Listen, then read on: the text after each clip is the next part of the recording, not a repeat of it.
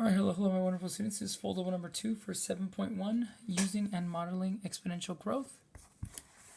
Alright, for this one here, we're going to start with the first one. So it says, you invested $1,000 in a savings account at the end of 6th grade.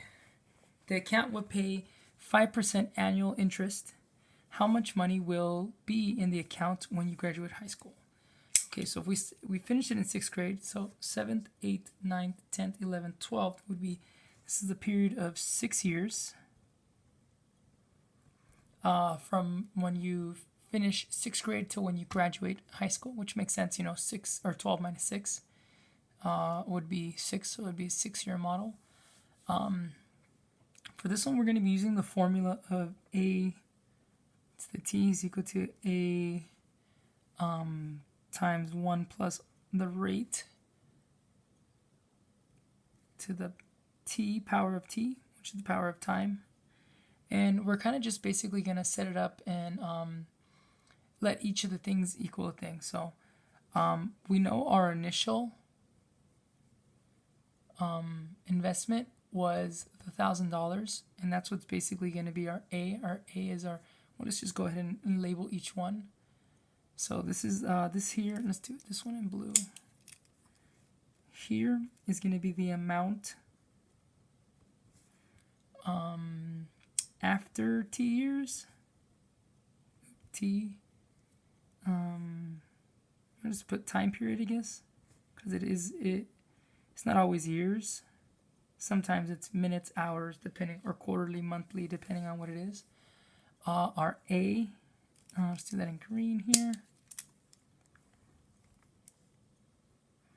is going to be our initial amount. R1 is just going to be 1. The R is going to be our rate. I think you can call it rate of growth or of decay, depends. It depends on really what you're doing it on. And the R, I'm doing it in red, or the T, I mean. The T is going to be our number of time periods. Basically, what it means if we're using, for example, years, we would put 6 for 6 years. But if we're using months, we could still put 5 for 5 months. We just have to really make sure. If it says it's over 2 years, but it wants it in months, we wouldn't put 2. We would put 24, because there's 12 months per year.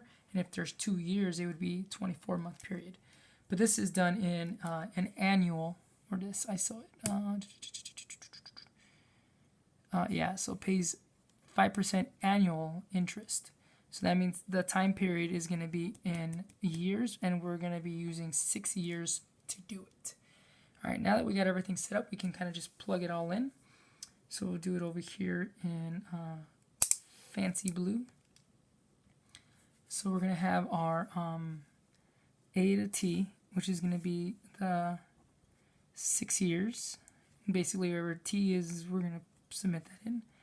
And once again, we have our initial amount, and it says you invested $1,000, so our initial amount is $1,000 multiplied by 1 plus, and then our rate is 5%, so it's 0.05, and then 6 over 6 years. So if we were to simplify this first, we have 1,000 times 1.05 to the 6th power. And then I know that you guys want to multiply this first, but PEMDAS says we have to actually raise it to the 6th power first. And if we raise it to the 6th power, we get 1,000 times 1.34 and change, but we don't really need that. And now we just, since we're multiplied by 1,000, we can just move the decimal over. So we have 1.3400. We can just move it over a few decimal places.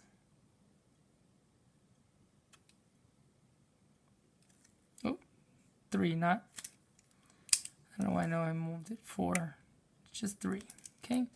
And if we did that, this would equal $1,340 and some change, but we're not, so it's approximately $1,340.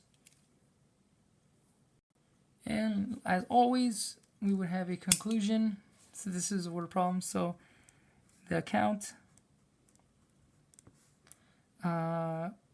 would have or contains